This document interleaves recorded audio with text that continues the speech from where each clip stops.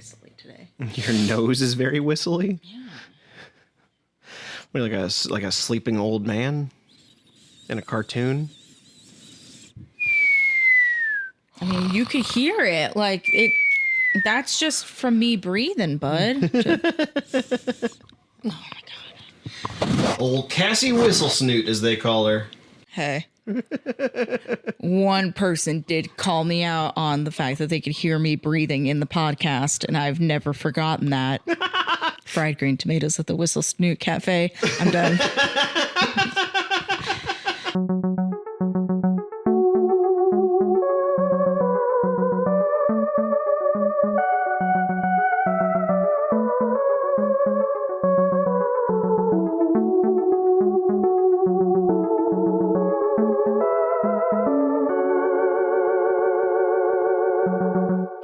And welcome back to another episode of Who is My Doctor? Who is my doctor? Who is indeed. I'm your host, Zach, and I know a lot about Doctor Who. And I'm also your host, Cassie, and I was going to keep the bit going a little bit longer and just keep on explaining why Whistle Stop was funny.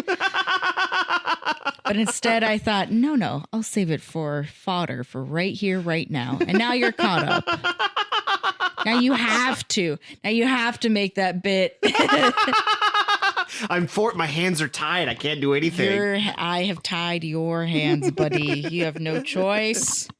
Well, speaking of hands, today we're going to watch an animated special. You know, the thing that is so synonymous with animation, hands. Yeah, you animate. You use your hands to animate. You use your hands to animate. Animators don't like drawing hands. There's all kinds of things up involved with the hands. Sure. And that's why I'm smart and correct. And today we're going to watch the 40th anniversary. Okay. Today we're going to watch the 40th anniversary special, Scream of the Shalka. Speaking of hands, let's talk about screams. Speaking of hands, Cassie's giving me the middle finger right now. Not actually, but with my mind. With her mind hands. Yup.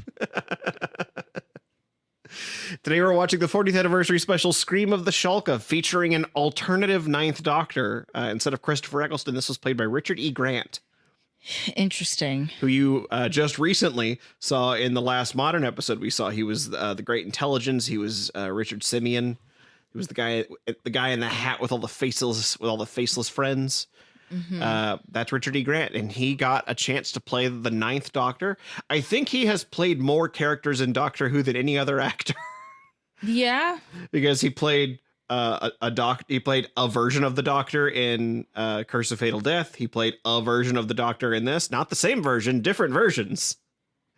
And then he also plays Dr. Simeon, and he played the Great Intelligence. So he has a quite a robust experience with Doctor Who, and what a treat! Yeah, we're gonna go back to see him in a 2003 Flash animated series of webcasts called Scream of the Shalka. They are 6 15-ish minute episodes. Some of them are a little bit shorter. Some of them are a little bit longer. Mm-hmm. In total, I think this amounts to about 100 to 110 minutes total. Okay. So it's a little long, but not nothing. We're not wandering around a villa in Spain for 3 hours. Don't remind me. And this is something that you had to track down, if I'm correct. Yes, because so the website that hosts these webcasts are still up, but Flash isn't a thing anymore. Mm-hmm. So I had to track it down. I didn't learn until very recently that there is actually a home disc DVD release of this. Okay. But it's out of print, and so it would be difficult for me to track down and find. So I found it on in a treasure chest in a cove in the Caribbean. Whoa. I unearthed it myself. I found an X on a map, and I dug it up and I found it. And amazing that it was still able to play after being exposed to the elements for so long. Wowie. Well, the disc is printed on pure gold, so gotcha. Indestructible. The D in DVD stands for doubloon. Yeah, but gold is the pussy of metals. It's not actually good. Now, if it was printed on diamond, whoa. Diamond truly is There are stronger gems. We don't, not autistic, there are signs. There are stronger gems than diamond, but we do not need to start going into that, or else this will become a podcast about stones and minerals. And I don't think anybody wants that from a Doctor Who podcast. Well, Cassie, they're not those kinds of nerds. You They're have, cool in nerds. a strange roundabout way, set yourself up for the Cassie Profassy a little bit today. I'm like very good at that. You had no way of knowing this because this first question is multiple choice. And this first one is the Shalka, in the title Scream of the Shalka, are an alien race made of what inanimate substance? Are you for real? Is it A, sand, B, lava, or C, diamonds? Are you diamonds? I have to. I mean, you teed it up. So. I set myself up for it. Could you imagine if I had that kind of prophetic vision and then I say something dumb like true sand? Cassie Profassy. Although sand can make that's carbon. Well, sand becomes glass. Glass. Yes. Glass. Not autistic, but Apollo, our favorite thing to quote. I think lava with enough time and like lava makes coal and coal becomes diamonds. Yeah. I mean, we don't have time to go into it. Yep. You got it. Diamonds. I'm going to, because I'm also thinking like, what would be more interesting? Mm-hmm. And frankly, every substance you've chosen is interesting. I'm just going to stand by. If it isn't diamond, I will say, that makes sense. If it is and I go against it, I'm going to be so mad because I said diamond already. That's a fair point. That's a fair point. I have to listen to my heart, be true to my heart, like that song at the end of the Mulan movie. Oh yeah. True to your heart. True to your heart. That was my least favorite era of like post-credit song. Every time it came on, I would just more like Stevie Blunder, am I right? Just me at the end of any Disney VHS, like in the early aughts. See, I liked True to Your Heart mainly because it was one of the few that wasn't just a slow ballad version of a song we heard in the movie. Yeah, but it also, we watched a movie about China. Fair. Although Eddie Murphy as a dragon is a little... Eddie Murphy was also a donkey, and then he was a donkey dragon. So, like, in a weird kind of way, you know... That's fair, I suppose. Anyway, considering everything else about that movie, Eddie Murphy is the least of our qualms with it. But diamonds. Let's Neil diamonds. All right. So speaking of which, Cassie predicts that the Shalka are made of diamonds. Sure. And for the second part of the prophecy, I feel like you might have not fun with this one, but oh my God, just say it. In this episode, a future actor that portrays the Doctor has an uncredited voice role in it. Can you guess which actor that is? Can you repeat the question? So in this story, an actor that will play the Doctor in the future. Okay, an actor who will absolutely play the Doctor in the yes, future. So and by the future, I mean the future from this story. So from 9 on. Okay. So you got Eccleston, Tennant, Matt Smith, Peter Capaldi, Jodie Whittaker, and Ncuti Gatwa. Okay. One of them has an uncredited voice role in this story. Can you guess which one of them it is? Tennant. You think it's Tennant? Yeah. Of everything of everybody, like he and Capaldi have the most interesting voices. Mm-hmm. They're both Scottish. They're both Scottish. Well, they're both Scottish mega Doctor Who fans. Like that's the thing is I'm thinking like, who of the people could you just feature their voice and have it be like cool. It's just David Tennant going, "Hello, father." Yeah. What year was this? This is 2003. How old would have Tennant been then? In his 20s, I think. Okay, yeah, we'll say Tennant. Okay, all right, David Tennant. So, all right, so Cassie guesses the Shalka are made of diamonds, and there is a cameo appearance from future Doctor actor David Tennant. And we will find out together as we watch the 2003 series of animated flash specials, Scream of the Shalka. Which you can't find anywhere else, so you have to take our word for it if they're really good or really bad. You definitely can't use the same map that I used to find the treasure chest in the Caribbean Cove. Because I ate it. Delicious. Yum, yum, yum, yum, yum. Gave me heartburn. That There has to be a better heartburn. I'm eating paper. It'll defeat all the rocks I ate earlier. There we go. You got there.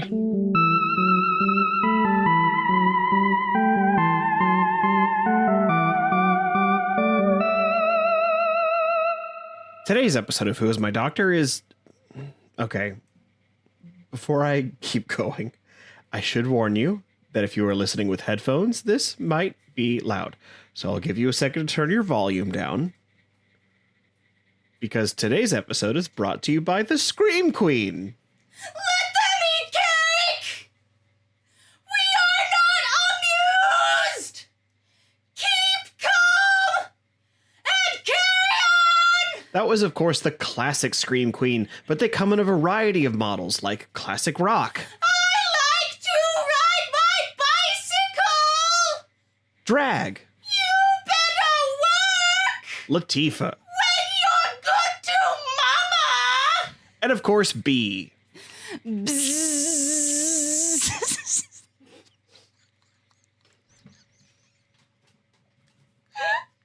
This is the dumbest thing we've ever done.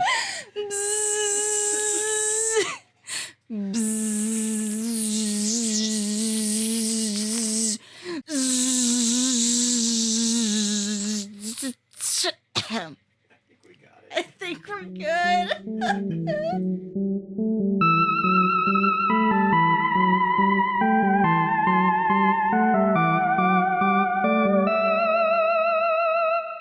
And we are back from the scream of the Shalka.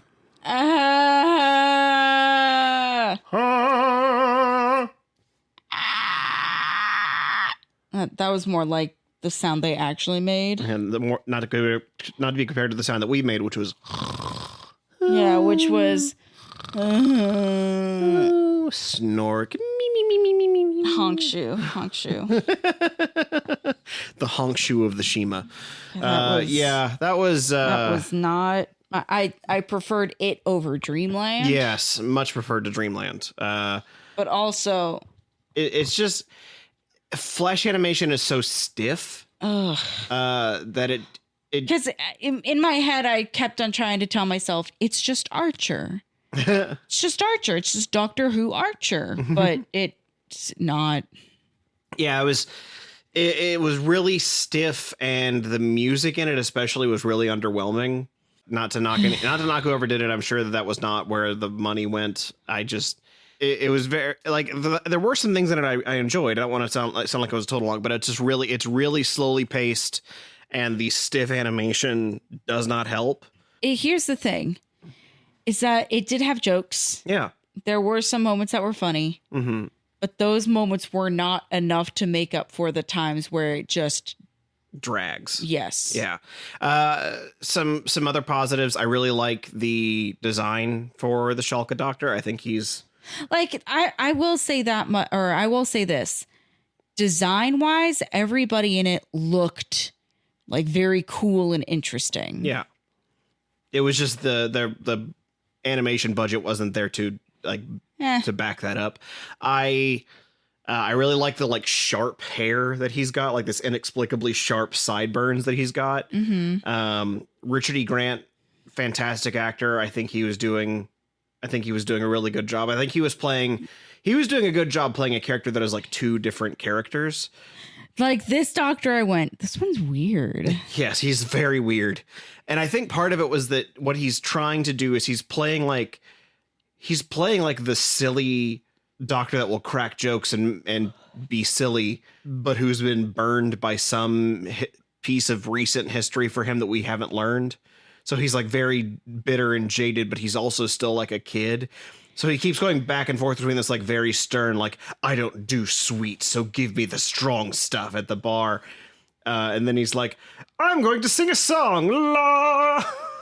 It feels like a child that's just been grounded and is really grumpy about it. Like this Doctor, I went, this one's a Gemini. A Gemini. Well, because like it was something to be said of like somebody who is very much the like, oh yeah, like I was supposed to be brooding. I was supposed to be upset. Oh, but I want to to be a silly I little want to goose. be a little goof. I want to be a little goofy goober.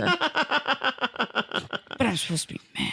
Yeah, but the real joy of this special for me is the master, this android master that the Doctor has uploaded the master's brain into. I want like a sitcom style show that has just the master and the Doctor. Mm-hmm.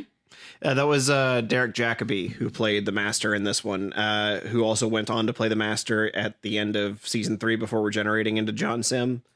The master is reborn. That guy. Yeah. And Derek Jacobi is a gay man, and so there's a part of me that wonders if he was deliberately playing it like the Doctor and the Master are like an old gay married couple. I love it.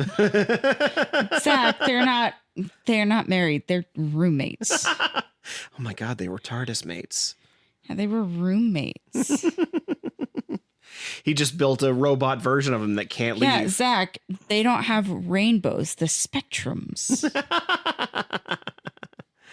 Yeah, I think the Shalka is an interesting idea. This creature this was the first time we've seen like an alien where I went, yeah, these ones I'm actually kind of scared of. Yeah. These ones feel like weirdly more rooted in reality despite them coming from a animation, you know? Yeah. Like they don't feel like a human in a getup. And then it could simply be that, or it's these ones can actually be. These ones felt way more reptilian and lizard-like to the point where I was like, "That's so funny." The Doctor is literally yelling at an iguana. A big fiery iguana. Like that's so funny. Yeah, they are. They were made of lava, not diamonds. And it was sort of blink and you miss it. But yes, David Tennant does have a cameo as a caretaker that gets choked out. I mean, yes, I did blink a lot because I was 40 winks, in fact, is what you got. I kind of snoozed. I mean, I was awake taking notes the whole time. I get it. It is very dry. It's very slow paced. And also without giving too much away, you and I've done more than one of these today. Yeah. So it's been quite a day for us, and this was quite slow paced. I like that he's got this repertoire with the military where he clearly does not like the military, but the military likes him. He even called it out. He's like, I don't like the military, but I have a lot of friends in it, is what he says. And I don't like killing people, yet I'll exterminate an entire species. It was something to that effect. Yeah. Like I said, this Doctor's a Gemini. And he's just got this vibe where they're like, oh, I haven't seen a TARDIS since I was a much younger man. And they're all like really friendly and affable, and they're like trying to, buddy up to him and get him to stick around. And he's like, I don't want to be here right now. Do not give me a gun. How dare you? How dare you think I would ever shoot a species? I would sing them to death. I will sing so loud until they all explode. Does this make Richard E. Grant the fat lady? Because it's all over when he sings. I guess.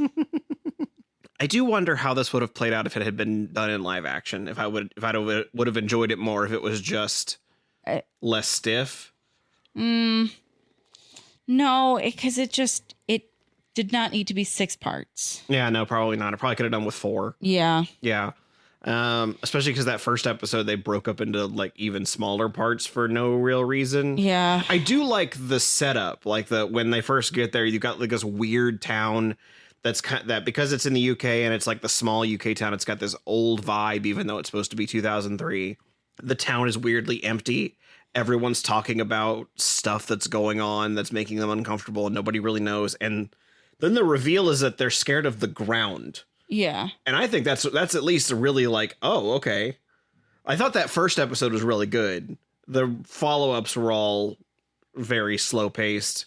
But I thought that first episode where he's like sort of digging into what's going on here was really engaging. I thought that was a really good time. And there were some other, like, this Doctor did say some weirdly very insightful things. Like what? Like there is a moment where he's talking to the homeless woman, Mm-hmm. and I wrote it down. Hold on. He's like, she's asked for change, and so he starts pulling out the random. What has the doctor got in his pockets? Yeah.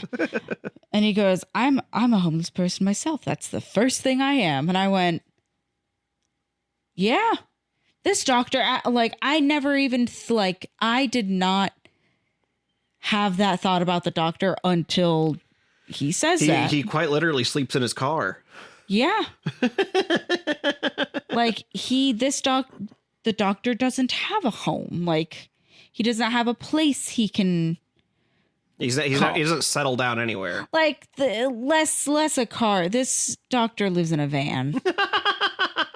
In his RV. Yeah. His TARV. Whoa. In his bus. But, you know, that was the only time that was the only line I got that I was like, oh, damn. But then you also have this doctor actively, like, being kind of smarmy and silly, and also solving the problem by singing. You know, like this. Yes, we've been doing this podcast. I'm going to connect you to the network. Here, I'm going to put a zit on your forehead. Come here. Like, I know we've done this show for over 100 episodes now, but this is the first time I've gone, the doctor is just a very strange man. I don't like that it took Flash animation Richard E. Grant for me to see that. Uh-huh. But now I've seen it. Well, I think there is something to, you know, the Flash animation. We haven't done a Big Finish yet. We might do it. We've had some requests to do some Big Finish audio drama, so we might do that at some point. But I do think that this is the closest we've gotten where it just sort of strips the doctor of everything but, you know, but himself. But the way he talks. Yes. And especially with the newer series where the doctor has been David Tennant and Matt Smith, two very attractive men who can kind of get away with being like cheeky little fucks by virtue of being very attractive men, that when you swap them out with like sharply angled Richard E. Grant, who isn't an unattractive man, but he's not the like he's not a cute little boy. He doesn't have a boyish charm about him. That when he's doing the same stuff, you're like, oh right, this guy's a freak. Like Richard E. Grant, or if Matt Smith is Peter Pan, Richard E. Grant is Captain Hook. Yeah, I could. Where like Captain Hook is also just kind of a weird dude. And anytime you see Hook portrayed in film or in film or on stage, very seldom is Hook a force to be reckoned with. Mm-hmm. This version of the Doctor did feel very Captain Hook, where it's like, I don't like.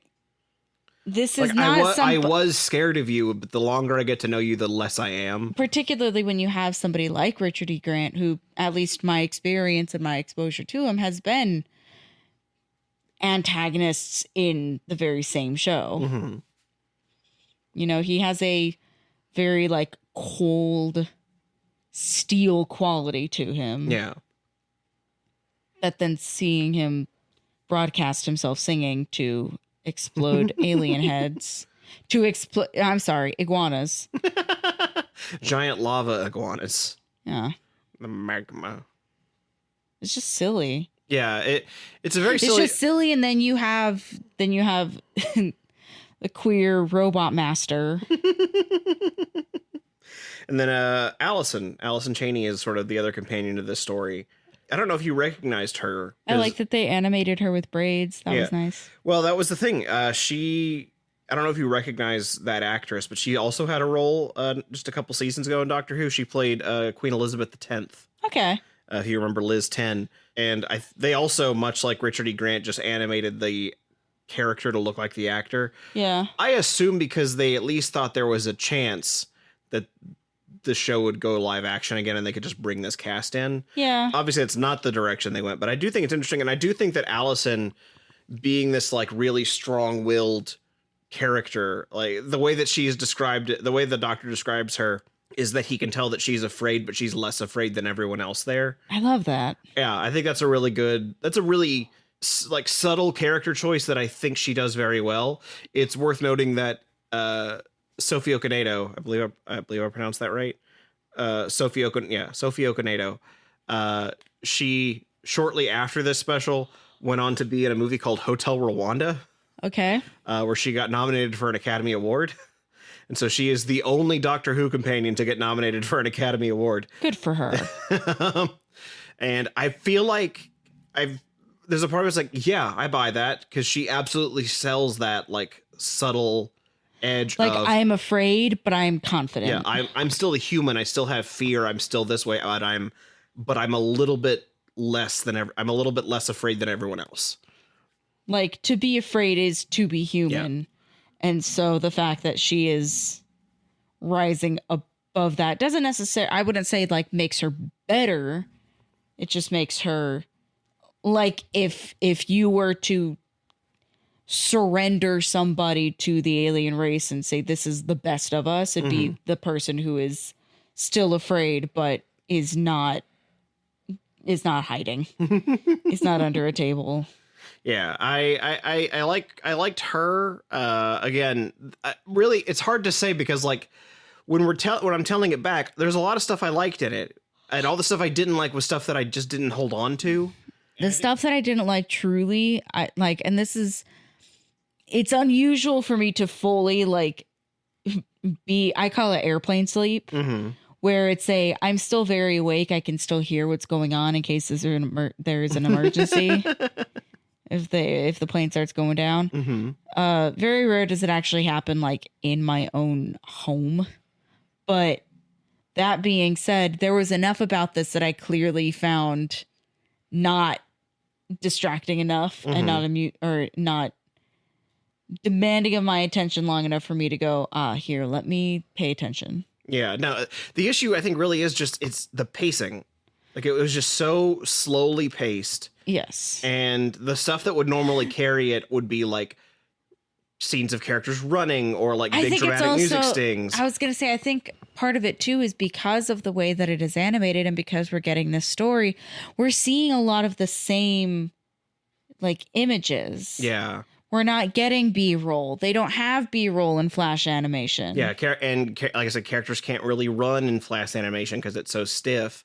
Like the closest we get isn't running. It's the Doctor getting sucked into a black hole and having to like figure out what he's going to do. I forgot that the Doctor fully jumped into an alien's mouth. Yeah. Into an alien that did not sound like a TIE fighter. I do like that little tie that he has with like Matt Smith, where he sees basically one of the villainous creatures and is like, "Oh, you are beautiful." He's like, "I love your teeth. Who does your dental work?" And then he climbs into the mouth. But then there's that one part where he's like, it's not a chase scene, but it's one of the scenes that stuck with me, because he's like falling into a black hole and he's having to think, and he's like, "Oh wait, my cell phone is part of the TARDIS. If I use that, I can call the TARDIS to come get me." And his little cell phone looks just like the TARDIS. Yeah. Which And then it doesn't. I really want a phone that looks like my house. What I thought was really clever is it doesn't bring the whole TARDIS, it just brings the door. Yeah. Because when you think about it, the TARDIS isn't the blue box. That's just what it looks like. So he's just got to step into that other dimension that is the TARDIS. I do really like that as soon as that happens, he walks in and the Master's like surrounded by Shalka, and he's like, how dare you board this vessel of the Shalka Confederacy? And he's like, yes, I see everyone is here, and I see the Master is here, not holding on to anything. Oh, what's this button do? Whoops. That's a black hole that you're all sucked into. Oh no. How did that happen? Like, there were some really good little gems. Yeah. This needed to only be 4 parts. Yeah. I think if they tightened this up, this story would have been... If they tightened it up and they made it sillier, it would have been great. Yeah, if they tightened it up and they kept all the silly parts and added some more. If they leaned into the cartoon logic of it all and really made... If they made the Dr. Bugs Bunny, played by Richard E. Grant, we would have a show. What is up, Doctor? That's... Zach. Toon is my doctor. Bugs Bunny as the Doctor and then Daffy as the Master? Are you kidding me? Or it'd be Yosemite Sam as the Master. He's got the mustache. Well, yeah, but no. I am the Master and you will obey my commands. That's not Yosemite Sam. This is Elma Fudd, though. Well, yeah, because then I'm also Massa thinking Elma Fudd. the Doctor could fully be the Martian too. Hello, I am the Doctor. Yeah. Hello. Would you care to come to my TARDIS? Because I also yep. Because in this alternate universe, the Doctor is absolutely Bugs Bunny. Mm-hmm. Daffy's the master. Lola's the companion. I guess so, yeah. Or Porky's the companion. Yibbity. Doc, Professor, what are we doing? I just remember the breakdown of the voices like but duh.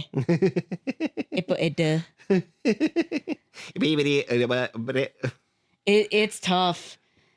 Yeah, it's like doing scatting in the dorkiest way possible. Yep. Yeah, Looney Tunes, Dr. Hooney Tunes is pretty good. And to think I would have never had this thought had we not watched Scream of the Shalka. Which makes it all worth it. You know, I guess in a roundabout kind of way it does. No Daleks, no canine, so It's a 0 out of 10, really. 0 out of 10. Negative 2 out of 10. Loops back around getting some points because it gave us Dr. Hooney Tunes. Yeah.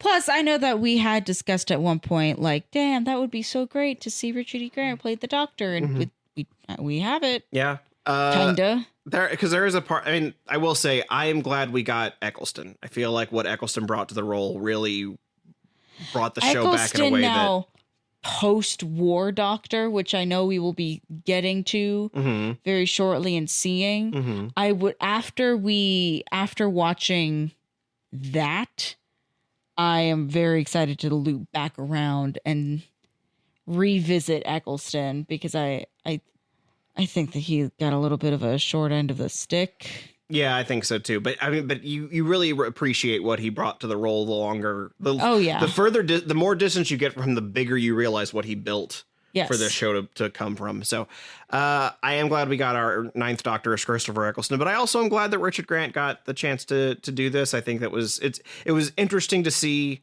and I'm sure that if they really wanted to, they probably could have made a show with him as the lead because Richard Grant is a great actor. Yeah. But I'm glad we got the show that we have. Yes.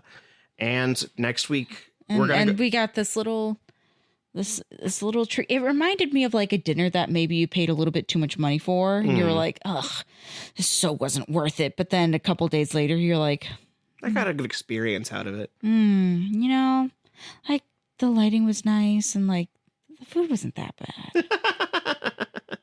And then you remember, oh yeah, I paid $33 for a cup of coffee and a plate of crepes. I got an immediate tummy ache after. Maybe it wasn't as good, but I don't know. Well, next week we're going to get some true little treats because next week we're going to do a couple of prequel shorts. No, I'm sorry. We're going to do a couple of prequel shorts for the 50th anniversary because they released something called The Night of the Doctor. And without spoiling too much for you, I think you're going to like it. K9? No, not K9. But you'll find out. A Dalek. Technically, yes. There are Daleks in the shorts we're watching. Oh, I'm excited now. Well, we'll find out all about that on the next episode of Who Is My Doctor? Who is my Oh, wait, no, we were talking about Looney Tunes. Hold on. Give me a minute. Let me go through. Do I have any Looney Tunes impressions I can do? No, I don't. Who is my doctor? Who is indeed? Oh, I guess I could have done that. You want to take one? Nah. That's all, folks. Nailed it. She got me.